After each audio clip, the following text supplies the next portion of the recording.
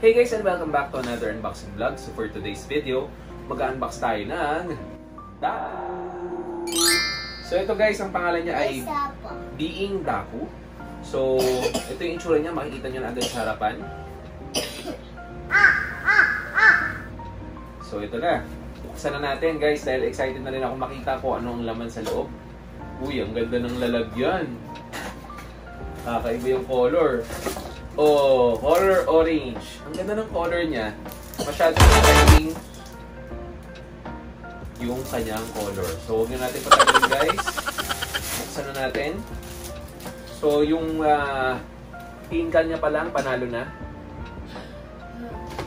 So, ito na siya. May mga konting damage naman pero halos okay pa rin naman.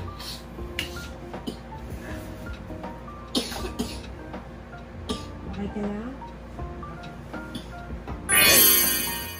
So ito na siya guys at gagamitan na lang natin siya ng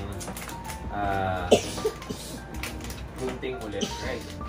So ito na siya. Ooh! Ayan yung itsura niya. Yeah, mukha siyang saging. Alam niyo yung itsura guys ng tropical island? So dito guys mapapansin niyo yung kanyang damit ay parang naka ano ba tawag dito? Jacket na medyo stripes. Tapos napansin ko dito, siguro dahil sa tagal na nung item sa warehouse nila or something, medyo nagtutubig siya. Pero pagdating sa kanyang ulo naman, medyo okay naman. Pwede nyo lagyan ng buhok, wig, pwede nyo lagyan ng tawag dito, sombrero. Tapos ganun pa rin. Meron pa rin nakalagay na, teka lang, hindi siya tumatayo kasi kapag uneven yung surface. So meron din siyang ganito.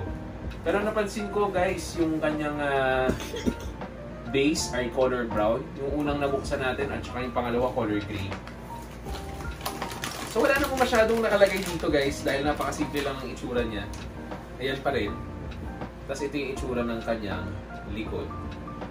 So walang something special pero something unique para sa nagko-collect ng Daku. So yung napansin ko dito, hindi pala siya parang parang pawis, parang siyang pandikit eh. Kasi parang pansin ko yung kamay niya glossy. Pagdating dito matte, ito glossy. So hindi ko alam kung pandikit ba siya. So yun na nga guys, kung nagustuhan nyo ang ating unboxing video ng Being Daku, huwag nyo kalimutan mag-like, subscribe at mag-share ng ating YouTube channel. So paano guys, bye-bye!